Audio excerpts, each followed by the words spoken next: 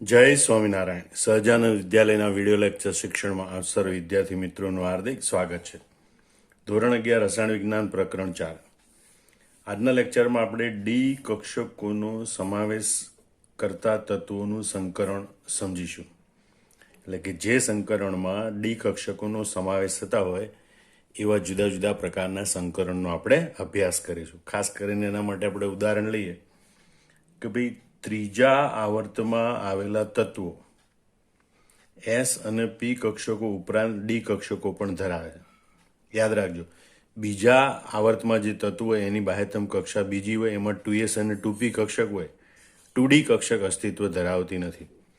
ત્રીજા આવર્તથી ડી કક્ષક શરૂ થાય, બરોબર? એટલે યાદ રાખવાનું, ત્રીજા આવર્તમાં આવેલા તત્વો એસ અને પી કક્ષકો ઉપરાંત ડી કક્ષકો પણ ધરાવે છે, બરોબર? હવે એમસીક્યુ કે જે JEE નીટ ગુજસેટમાં પૂછાય છે એના માટે આ પ્રશ્ન ખૂબ ખૂબ અગત્યનો છે. ખાસ કરીને અણુમાં મધ્યસ્થ પરમાણુ જે હોય એમાં થતું સંકરણ, એના કારણે અણુનો ભૌમિતિક આકાર, એમાં બંધકારક ઇલેક્ટ્રોન યુગ્મની સંખ્યા, અબંધકારક ઇલેક્ટ્રોન યુગ્મની સંખ્યા, સિગ્મા બંધની સંખ્યા, પાઈ બંધની સંખ્યા, એના ઉપર આધારિત અનેક એમસીક્યુ પૂછી શકાય, બરોબર? એટલે એ એમસીક્યુ શીખવા માટે આ પ્રશ્ન ખૂબ અગત્યનો છે. માટે આ પ્રશ્ન છેક છેલ્લે સુધી જોવાનો. હવે આપણે આગળ જોઈએ કે એમાં જે 3D કક્ષકો હોય, 3D કક્ષકોની ઉર્જા લગભગ 3s અને 3p જેટલી હોય છે. આ ઉપરાંત 3D કક્ષકોની ઉર્જા એ લગભગ પછીની 4s અને 4p કક્ષકો જેટલી હોય છે, બરોબર? 3D કક્ષક વચ્ચે છે, ધ્યાન રાખજો. 3D કક્ષકની પહેલાની 3s અને 3p કક્ષકોની નજીકની ઉર્જા છે, 3D કક્ષક પછીની 4s અને 4p કક્ષકોની નજીકની ઉર્જા છે. પરિણામે 3s 3p 3d, કારણ કે સંકરણ કોની વચ્ચે થાય? ઉર્જાનો ઓછો તફાવત ધરાવતી એક જ પરમાણુની જુદી જુદી કક્ષકો વચ્ચે સંકરણ થાય. તો અહીંયા ઉર્જાનો ઓછો તફાવત હોવો જોઈએ. તો 3s 3p 3d કક્ષકો વચ્ચે ઉર્જાનો તફાવત છે, એટલે 3s 3p 3d કક્ષકોનું સંકરણ થઈ શકે. એ રીતે પાછળની 3d 4s 4p કક્ષકો વચ્ચે ઉર્જાનો તફાવત છે, માટે એમાં પણ સંકરણ થઈ શકે. આમ 3s 3p 3d અથવા 3d 4s 4p કક્ષકોને સમાવતા વિવિધ સંકરણો શક્ય બને છે. હવે અહીંયા 3p અને 4s કક્ષક હોય, બરોબર? આપણે અહીંયા જોઈએ કે ભાઈ કક્ષકો લખીએ આપણે, તો કે આ 3D વચ્ચે છે, એની પહેલા 3s અને 3p છે, એની પછી 4s અને 4p છે, બરોબર?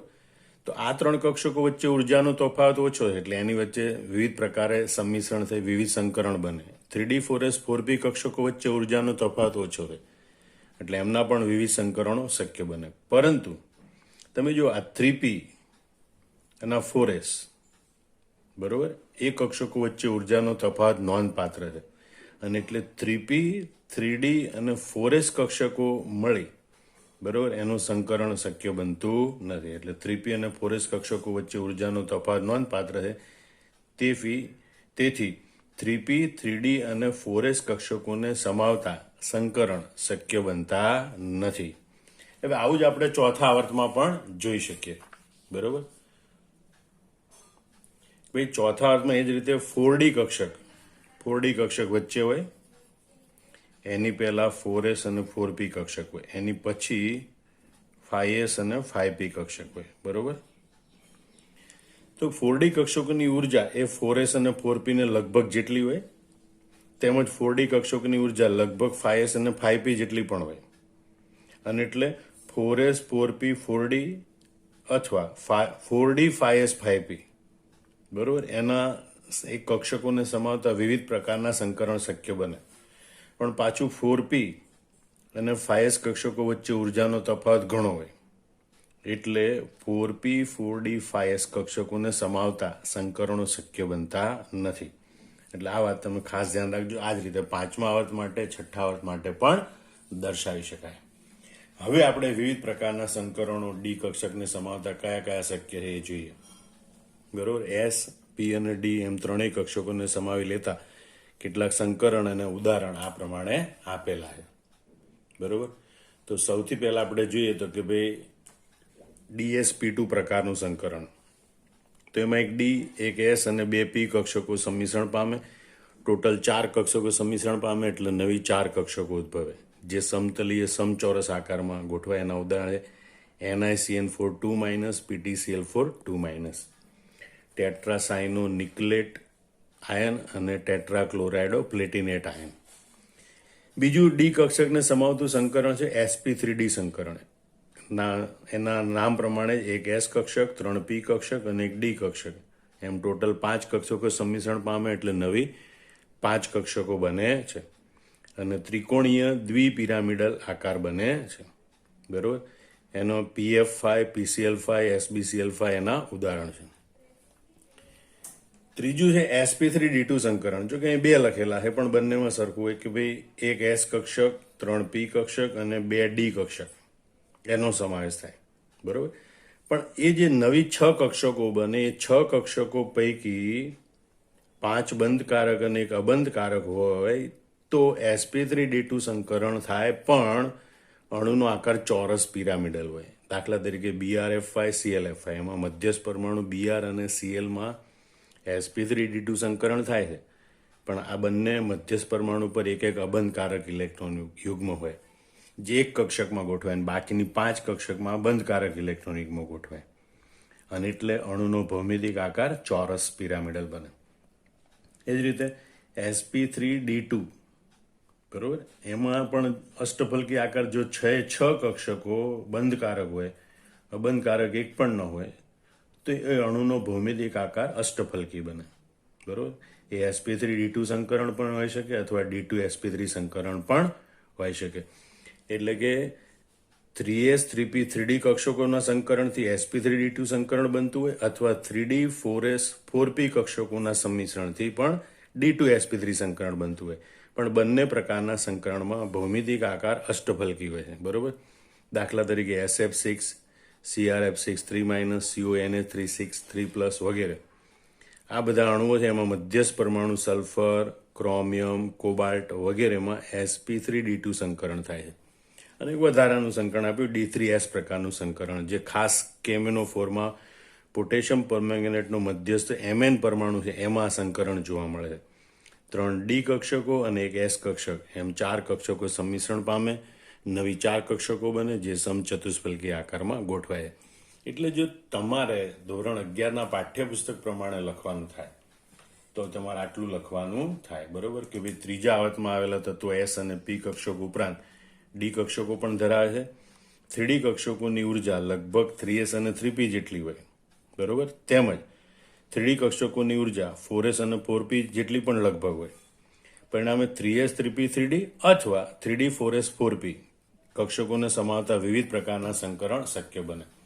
પરંતુ આ 3p અને 4s કક્ષકો વચ્ચે ઉર્જાનો તફાવત નોંધપાત્ર છે અને એટલે 3p 3d અને 4s કક્ષકોને સમાવતું સંકરણ શક્ય બનતું નથી.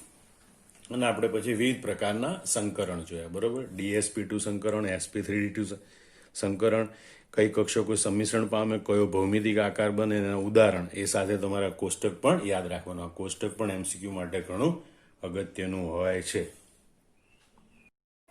હવે આપણે આ બધા જે સંકરણ છે DsP2, sp3d, sp3d2, D3s વગેરે એને આપણે વિસ્તારપૂર્વક ભણીએ. તે માટે આપણે કક્ષકોના આકાર ફરીથી સમજી લઈએ. તો એસ કક્ષક એ ગોળાકાર હોય છે. પી કક્ષક એ 3 પ્રકારની હોય, PX, PY, PZ. એમાં PX કક્ષકમાં 2 લોબ એટલે કે પિંડક એ x અક્ષ ઉપર આવેલા હોય, PY કક્ષકમાં બંને પિંડક એ y અક્ષ ઉપર આવેલા હોય અને PZ કક્ષકમાં બંને પિંડક એ z અક્ષ ઉપર આવેલા હોય. પછી આપણે જોઈએ ડી કક્ષક. ડી કક્ષક 5 પ્રકારની હોય, DXY, DYZ, DZX, DZ2, DX2 - Y2. એમાં સૌથી પહેલા આપણે જોયું કે d x square minus y square, આ બધી કક્ષકોમાં 4 પિંડક હોય. D x square minus y સ્ક્વેરમાં ચારે 4 પિંડક એક્ઝેક્ટ 2 પિંડક એક્સ એક્સ ઉપર અને 2 પિંડક વાય એક્સ ઉપર હોય. 2 પિંડક એક્સ એક્સ અને 2 પિંડક વાય એક્સ ઉપર હોય એને કહેવાય d x square minus y square. બરોબર. ડી ઝેડ સ્ક્વેર, એમાં 4 પિંડક નથી હોતા, એ 2 પિંડક હોય છે અને એક વલય આકારનું ઇલેક્ટ્રોન વાદળ હોય છે. બરોબર. તો અહીંયા 2 પિંડક ઝેડ અક્ષ પર ગોઠવાયેલા અથવા ઝેડ અક્ષને સમાંતર ગોઠવાયેલા અને બાકીનો ભાગ કક્ષકનો છે વર્તુળાકાર વલય સ્વરૂપે એક્સ વાય સમતલમાં હોય છે. ડી એક્સ વાય કક્ષક એ 4 પિંડક એક્સ વાય સમતલમાં હોય અને એક્સ એક્સ અને વાય એક્સની વચ્ચે 45 ખૂણે હોય. એક્સ વાય સમતલમાં હોય, એક્સ એક્સ અને વાય એક્સની વચ્ચે 45 ખૂણે હોય. ડી ઝેડ એક્સ, તો એમાં 4 પિંડકો હોય એ એક્સ ઝેડ સમતલમાં હોય અને એક્સ અને ઝેડ કક્ષકો હોય, અક્ષો એક્સ અને ઝેડ અક્ષો એની વચ્ચે 45 ખૂણે હોય છે. એ રીતે ડી વાય ઝેડ, એમાં 4 પિંડકો વાય ઝેડ સમતલમાં હોય, વાય એક્સ અને ઝેડ અક્ષથી 45 ખૂણે વચ્ચે બરોબર હોય છે. તો આ રીતે બધી કક્ષકો ગોઠવાયેલી હોય છે. હવે આપણે સંકરણ જોઈએ. પહેલું સંકરણ છે DsP2 સંકરણ. બરોબર. જેમાં યાદ રાખજો ડી કક્ષક તરીકે d x square minus y square, એક એસ કક્ષક પીએક્સ અને પીવાય કક્ષક. D x square minus y square, એમાં ચારેય પિંડક એક્સ વાય સમતલમાં હોય, પીએક્સ અને પીવાય એ પણ એક્સ વાય સમતલમાં હોય અને એક્સ કક્ષક એ ગોળાકાર સમિતિ હોય. પરિણામે બનતી ચારેય કક્ષકો એક જ સમતલમાં એકબીજાથી શક્ય એટલી દૂર ગોઠવાય અને એટલે 90 ખૂણે સમતલીય સમચોરસ આકારમાં ગોઠવાય છે. ખ્યાલ આવી ગયો? એસ કક્ષક, પીએક્સ પીવાય અને d x square minus y square, આ 4 કક્ષકો સંમિશ્રણ પામે ત્યારે DsP2 સંકરણ થાય અને એના પરિણામે જે 4 કક્ષકો છે એ બધી એક્સ વાય સમતલમાં હોય છે અને માટે ચારેય કક્ષકો, જો 4 કક્ષકો એટલે આપણે સામાન્ય રીતે એવું ભણી ગયા સમચતુષ્ફલકી આકારમાં ગોઠવાય. અહીંયા એવું હોતું નથી. અહીંયા 4 કક્ષકો સમતલીય સમચોરસ આકારમાં ગોઠવાય અને એટલે જો અણુના મધ્યસ્થ પરમાણુ છે એમાં DsP2 સંકરણ થતું હોય તો એ અણુનો ભૌમિતિક આકાર સમતલીય સમચોરસ હોય છે. દાખલા તરીકે NiCN4 ટેટ્રાસાયનો નિકલેટ 2 આયન, એમાં સમતલીય સમચોરસ રચના હોય છે કારણ કે નિકલ પરમાણુમાં DsP2 સંકરણ થાય. એ જ રીતે PtCl4 ટેટ્રાક્લોરાઇડો પ્લેટિનેટ 2 આયન, એમાં પણ પ્લેટિનમ પરમાણુ એમાં DsP2 સંકરણ થાય અને માટે એ પણ સમતલીય સમચોરસ ભૌમિતિક રચના ધરાવે છે. આમ જો મધ્યસ્થ પરમાણુમાં DsP2 સંકરણ થતું હોય તો એવા અણુની ભૌમિતિક રચના સમતલીય સમચોરસ હોય છે. બીજું સંકરણ આપણે sp3d સંકરણ જોઈએ. એમાં એક એસ કક્ષક, 3 પીએક્સ પીવાય પીઝેડ ત્રણેય કક્ષકો સંકરણમાં ભાગ લે અને ડી કક્ષકો પૈકીની ડીઝેડ સ્કેર કક્ષક સંકરણમાં ભાગ લે. અહીંયા કઈ કક્ષક સંકરણમાં ભાગ લે છે એ અણુ કઈ કક્ષક સંકરણમાં ભાગ લે ત્યારે સૌથી વધુ સ્થાયીતા પ્રાપ્ત કરે એના ઉપર આધાર રાખે છે. બરોબર. એટલે આ સંકરણમાં ડીઝેડ સ્ક્વેર, આ જે એક ડી કક્ષક છે તો 5 ડી કક્ષકો પૈકીની ડીઝેડ સ્ક્વેર કક્ષક છે એ સંકરણમાં ભાગ લે છે અને જેના પરિણામે મળતી ઉદ્ભવતી કક્ષકો એવી રીતે ગોઠવાઈ શકે છે કે જેથી સૌથી સ્થાયી પ્રણાલી પ્રાપ્ત કરી શકે. હવે અહીંયા આ જે પીએક્સ પીવાય કક્ષકો છે એક્સ વાય સમતલમાં છે એટલે એક જ સમતલમાં છે. એટલે આ 3 કક્ષકો એસ, પીએક્સ અને પીવાય એ 3 કક્ષકો સંમિશ્રણ પામી અને ઉદ્ભવતી 3 કક્ષકો છે એક જ સમતલમાં એકબીજાથી શક્ય એટલી દૂર એટલે કે 120 ખૂણે ગોઠવાય એટલે કે ત્રિકોણીય આકારમાં ગોઠવાય છે. બરોબર. આ એસ, પીએક્સ અને પીવાય આ 3 કક્ષકો સંમિશ્રણ પામી આ એક જ સમતલમાં 3 કક્ષકો બને જે સમતલીય ત્રિકોણ આકારમાં 120 ખૂણે ગોઠવાય. પણ બાકીની 2 કક્ષકો ઝેડ અક્ષ સાથે સંકળાયેલી છે જે આ એક્સ વાય સમતલને લંબ રૂપે હોય. એટલે આ 2 કક્ષકોના સંમિશ્રણથી ઉદ્ભવતી 2 કક્ષકો એ આ જે ત્રિકોણીય સમતલ બને એ સમતલની ઉપર એક કક્ષક અને એક કક્ષક નીચે એમ ગોઠવાય. બરોબર. એના કારણે અણુનો આકાર છે એ ત્રિકોણીય દ્વિપિરામિડલ બને છે. ખ્યાલ આવી ગયો? 3 કક્ષકો એક જ સમતલમાં ઉદ્ભવતી 3 કક્ષકો બનાવે જે 120 ખૂણે ગોઠવાય. બાકીની બે કક્ષકો છે એ આ સમતલને લંબ રૂપે હોય એવી બે કક્ષકો બનાવે. આમ SP3D 5 કક્ષકોના સંમિશ્રણથી 5 કક્ષકો બને નવી. એ પૈકીની 3 કક્ષકો એક જ સમતલમાં ત્રિકોણીય આકારમાં ગોઠવાય, જ્યારે બાકીની બે કક્ષકો સમતલની ઉપર અને નીચે લંબ રૂપે ગોઠવાય. અને એટલે અણુનો ભૌમિતિક આકાર ત્રિકોણીય પિરામિડ બને. અને એટલે જો કોઈ અણુમાં મધ્યસ્થ પરમાણુમાં SP3D સંકરણ થતું હોય તો એ અણુનો ભૌમિતિક આકાર ત્રિકોણીય પિરામિડલ હોય છે.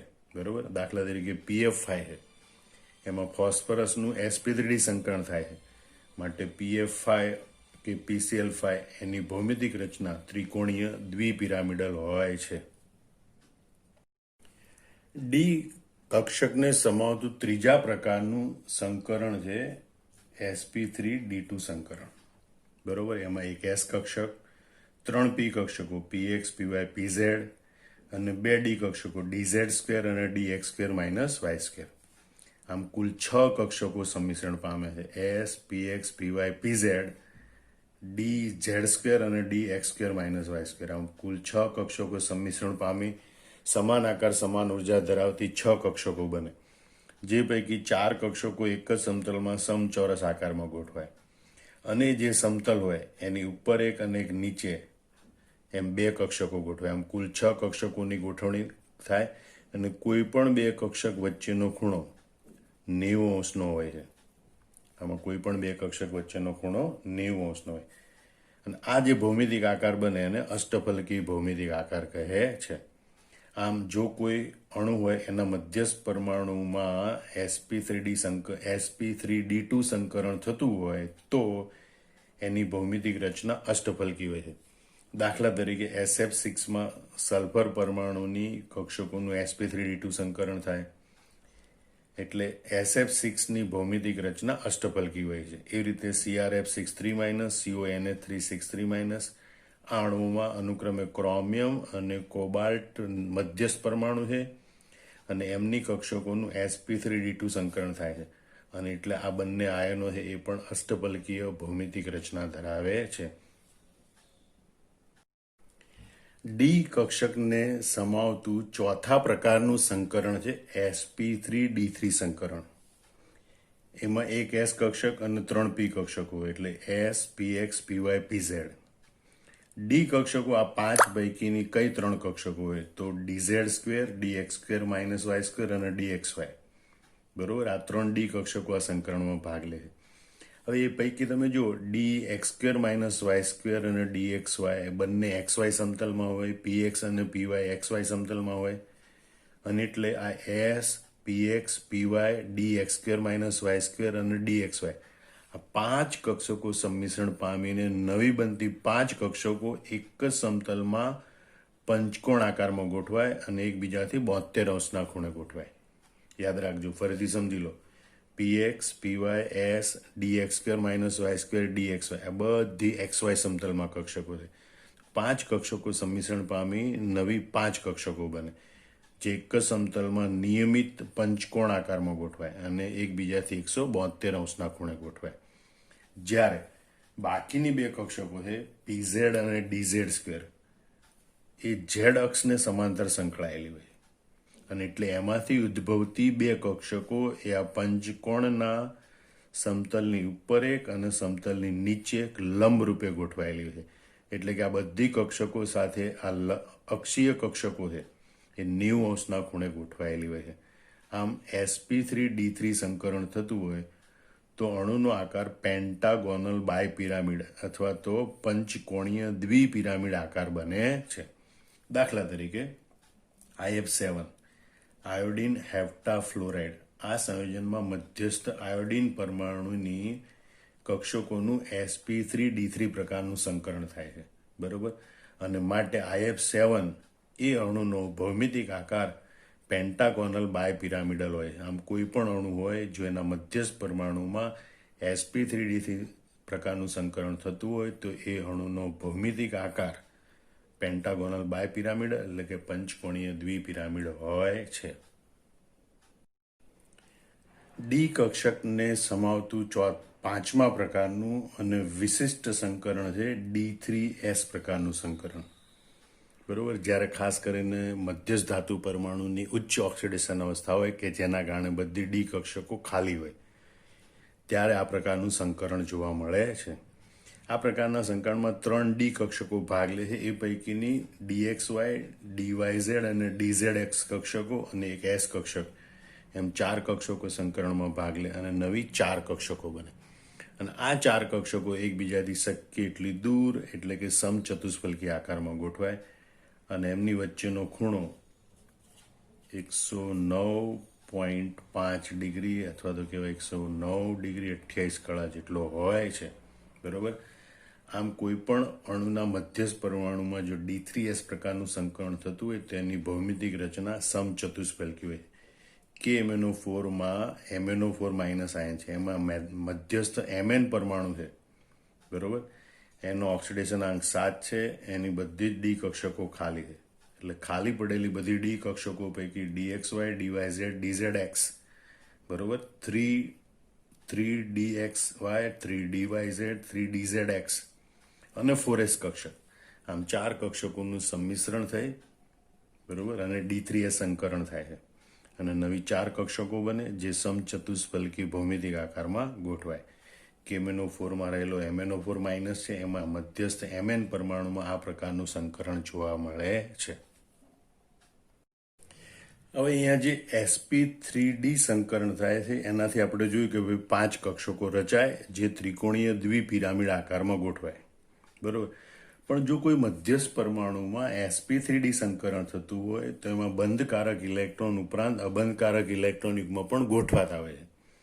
એના કારણે sp3d સંકરણ થતું હોય એવા 4 અણુ પ્રકાર શક્ય બને છે.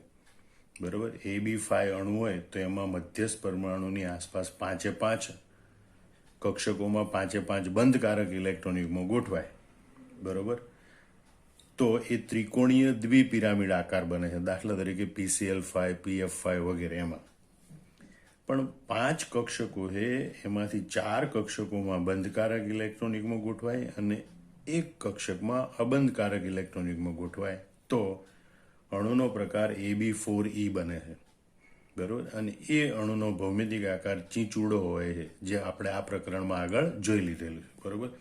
એ જ રીતે ફરીથી જો 5 કક્ષકો પૈકી 3 કક્ષકમાં બંધકારક ઇલેક્ટ્રોન યુગ્મ અને 2 કક્ષકમાં અબંધકારક ઇલેક્ટ્રોન યુગ્મ ગોઠવાય તો AB3E2 પ્રકારનો અણુ બને છે અને એ અણુનો ભૌમિતિક આકાર ટી આકાર અથવા તો કહેવાય વળેલો ટી આકાર હોય છે.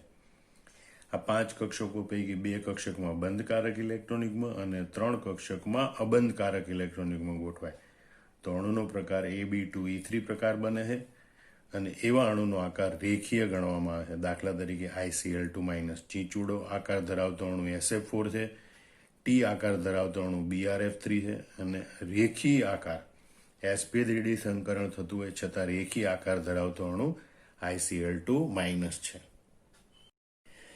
એવી રીતે આપણે જોઈએ તો sp3d2 સંકરણથી 6 કક્ષકો રચાય છે. બરોબર. અને આ 6 કક્ષકો છે એ અષ્ટફલકી આકારમાં ગોઠવાય. પણ એના કારણે 3 અણુ પ્રકાર શક્ય બને છે કારણ કે અબંધકારક અને બંધકારક ઇલેક્ટ્રોન યુગ્મની સંખ્યામાં બદલાય ફેરફાર થાય તો અણુનો પ્રકાર પણ બદલાય. હવે જો આ 6 કક્ષકમાં બંધકારક ઇલેક્ટ્રોન યુગ્મ ગોઠવાયેલા અને એક પણ અબંધકારક ઇલેક્ટ્રોન યુગ્મ ન હોય તો અણુ પ્રકાર AB6 બને છે. તો અણુનો આકાર નિયમિત અષ્ટફલકી હોય છે. દાખલા તરીકે SF6 એમ મધ્યસ્થ સલ્ફર પરમાણુમાં આ પ્રમાણે sp3d2 સંકરણ થાય છે અને SF6નો આકાર અષ્ટફલકી હોય છે. પણ જો આ 6 કક્ષકો પૈકી 5માં બંધકારક ઇલેક્ટ્રોન યુગ્મ અને 1માં અબંધકારક ઇલેક્ટ્રોન યુગ્મ ગોઠવાય તો અણુ પ્રકાર AB5E બને છે અને તો અણુની ભૌમિતિક રચના ચોરસ પિરામિડલ હોય છે. દાખલા તરીકે BRF5 અણુમાં ચોરસ પિરામિડલ ભૌમિતિક રચના જોવા મળે છે. આ 6 કક્ષકો છે એ પૈકી 4માં બંધકારક ઇલેક્ટ્રોન યુગ્મ અને 2માં અબંધકારક ઇલેક્ટ્રોન યુગ્મ ગોઠવાય તો અણુનો પ્રકાર AB4E2 બને છે. બરોબર. અને એ અણુની ભૌમિતિક રચના સમતલીય સમચોરસ હોય. દાખલા તરીકે ઝેનોન ટેટ્રાફ્લોરાઇડ એમાં ઝેનોનમાં sp3d2 સંકરણ થાય છતાં એની ભૌમિતિક રચના એ સમતલીય સમચોરસ હોય છે. આમાં સમગ્ર જવાબ છે એની નાની નાની બધી બાબતો કાળજીપૂર્વક યાદ કરી લેવાની અને એના બધા કન્સેપ્ટ સમજી લેવાના, બરાબર, જે તમને નીટ JEE ગુજકેટમાં પૂછાતા MCQ સોલ્વ કરવા માટે ખૂબ જ ઉપયોગી પુરવાર થશે. જય સ્વામિનારાયણ.